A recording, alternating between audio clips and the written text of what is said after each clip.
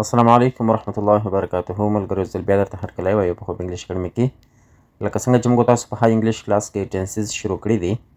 نو راځو نن موږ تاسو د پریزنټ ټینس دریمه برخه وایو. پریزنټ سمپل ټینس لومړۍ برخه وه، پریزنټ کنټینیوس ټینس دوهمه برخه ده، او پریزنټ پرفیکټ ټینس دا دریمه برخه ده د پریزنټ ټینس.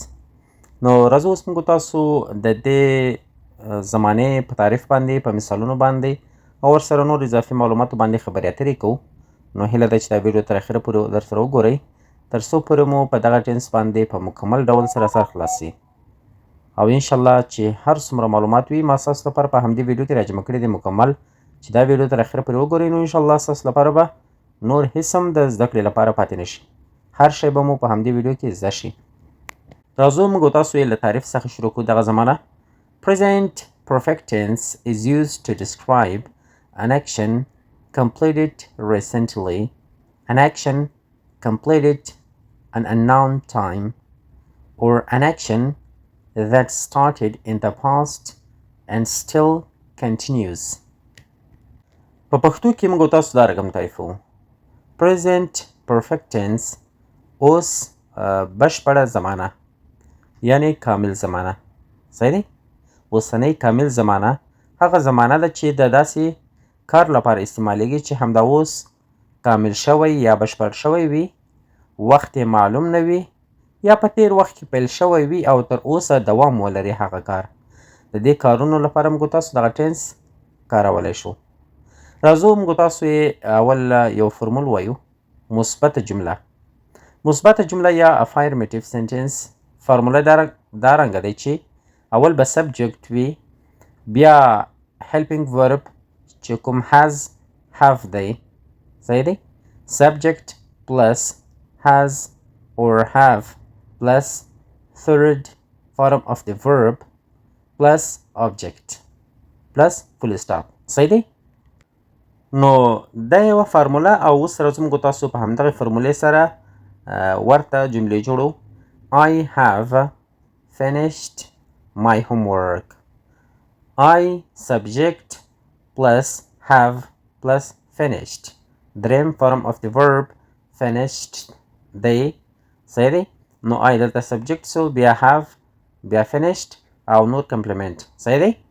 ما خپله کورنۍ دنده بشپړه کړې ده. She has washed the clothes. هغې کالي مینځلي دي. صحیح دی؟ They have visited the market. هغوی بازار ته تللی دي. We have learned English. مونږ انګلیسي زده کړې ده. احمد has written a letter. احمد یو لیک لیکلی دی. صحیح دی؟ اوس راځو موږ تاسو منفي جملو ته. په دې جملو کې خبرې شوې وې افایرمیټیو سنټنسیزو. اوس په د لاندې جملو کې او د دې لپاره کوم فرمول چې دی هغه انکاریه جملې دي، کومې چې ورته منفي جملې ویل کېږي. په کومو جملو کې چې انکار کېږي له یو کار نه پکې کارول کېږي. فارموله یې داسې دی چې سبجیکټ پلس has or have پلس not پلس دریم فرم of the verb یا third form of the verb پلس object. صحیح دی؟ دا شوله د منفي جملو فارموله. په آخر کې هم ډاټ یا فل سټاپ نقطه لري. صحیح دی؟ د جملې په آخر سر کې. Examples مثالونه داسې دي. I have not eaten food yet. صحیح دی؟ I have، I subject، have not نه eaten. صحیح دی؟ ګوره I subject شو، have همغه helping verb دی، not څه دی؟ انکاریه. دلته جمله منفي کېږي. eaten دریم form of the verb او ورپسې نور کمپلیمنٹ یا object د فرمول سره په مطابق. صحیح دی؟ ما لا تر اوسه ډوډۍ نه ده خوړلې. He has not completed the work. صحیح دی؟ He has not completed the work. هغه کار نه دی بشپړ کړی، کامل کړی نه دی کار، مکمل کړی نه دی، پای ته نه دی رسولی. دریم مثال ته راځو. They have not arrived yet. هغوی لا تر اوسه نه دی راغلي. We have not seen the movie. موږ فلم نه دی لیدلی. She has not cleaned the room. هغوی کوټه نه ده پاکه کړې. صحیح دی. ګورئ په دې دواړو جملو کې یو شی په ذهن کې در سره ونیسئ. اول سبجیکټ صحیح دی پلس have or has د سینګولر لپاره، have د پلورل لپاره. صحیح دی. بیا not cleaned دریم فارم اف د ورب کارول کیږي په مثبت جملو کې، خو چې کله جمله منفي کیږي له دغه دریم فارم اف د ورب نه به مخکې موږ تاسو not راولو، لکه she has not cleaned the room. اوس she سبجیکټ شو، has helping verb not دی د منفي جملو نښانه ده یا جمله منفي جملو ته انکاریت اړوي. صحیح دی. cleaned دریم فرم اف د ورب دی، د روم object دی. صحیح شو. نو دا یوه مثالونه او پورته یوې فارمولې. صحیح دی. اوس راځو موږ تاسو انټراګیټیو سنټنسیزو ته. فارموله داسې دی چې اول سر کې موږ تاسو has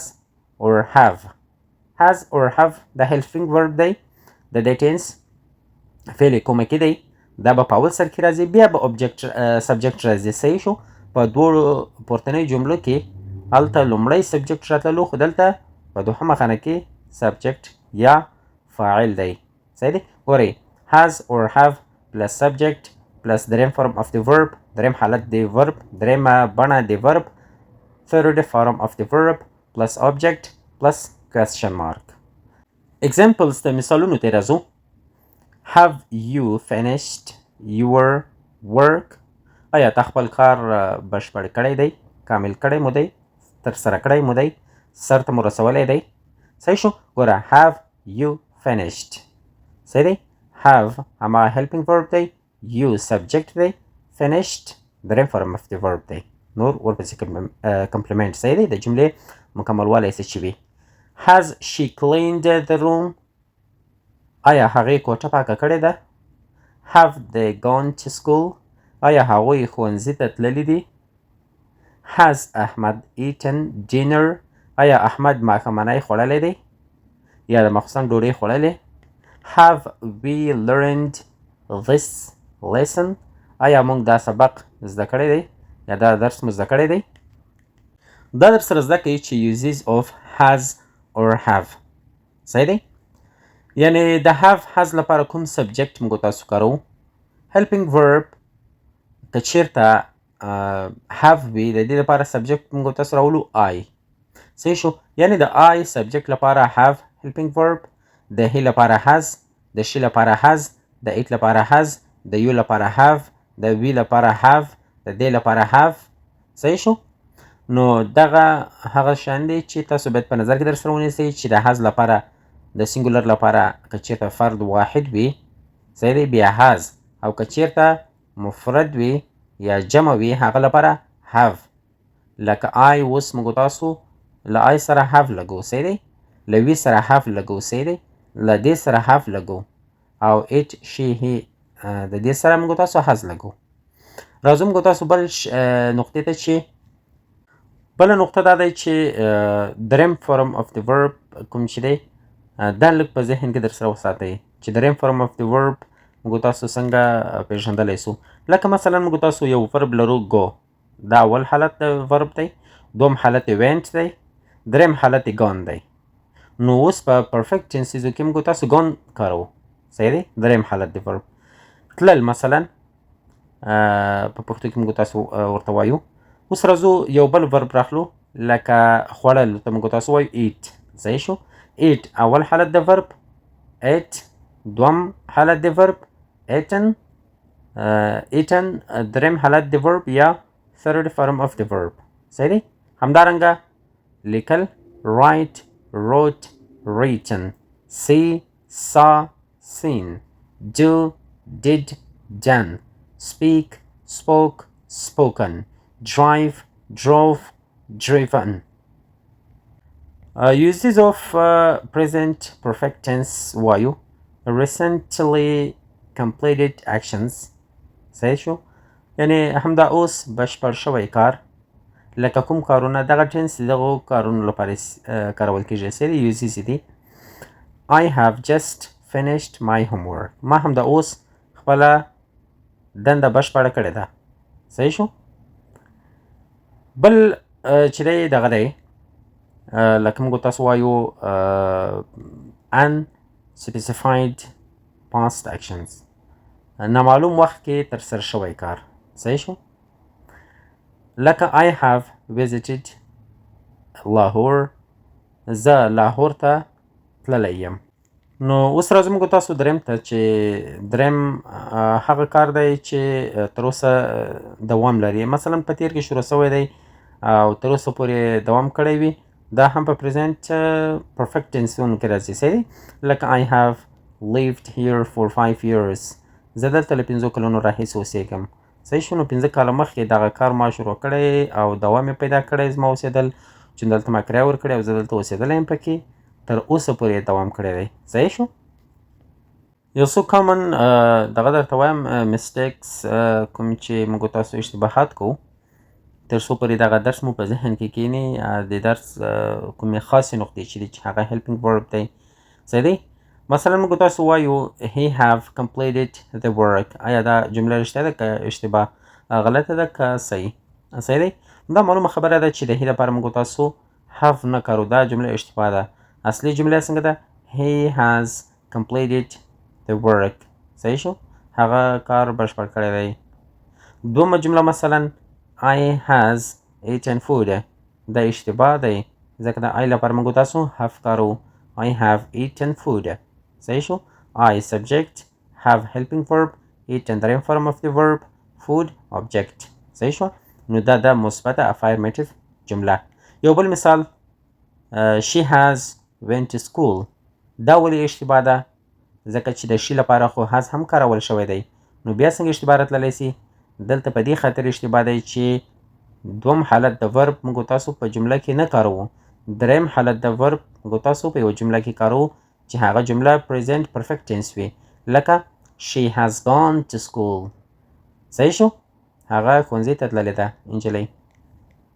او یو خانخالي تمرین در کومه، تاسو کوشش وکړئ چې دا در سره کمپلیټ کړئ. صحیح دی؟ she خانخالي finished her homework. They خانخالي gone to school. I خانخالي eaten breakfast. We خانخالي completed the lesson. He خانخالي written a letter. تاسو به دغه خانخالیانې په have has سره ډکې کړئ، خانخالیانې به تاسو په have has سره ورپوره کړئ. صحیح دی؟ نو دا اوس موږ د نن ورځې درس هیله ده چې مکمل مو زده کړی وي او هیڅ هم مې درته انشاءالله پکې نه دی پرېښي. ټوټل مکمل درس مې درته راوړی دی چې هر شی پکې دی. نو هیله ده چې تاسو یې هم څو ځله در سره وګورئ او تمرینونه یې وکړئ. تاسو ته چې کوم اگزامپلز درکړل شوي دي، نو له دې سره سره تاسو هم خپل کوشش وکړئ چې 2-3 اگزامپلز تاسو په خپله هم جوړ کړئ تر څو پورې دغه درس تاسو په ذهن کې صحیح ډول سره کینی. نو انشاءالله بیا به ستاسو څخه نه هیریږي او تاسو به په خبرو اترو کې په اسانه ډول سره دغه ټینس وکارولی سئ.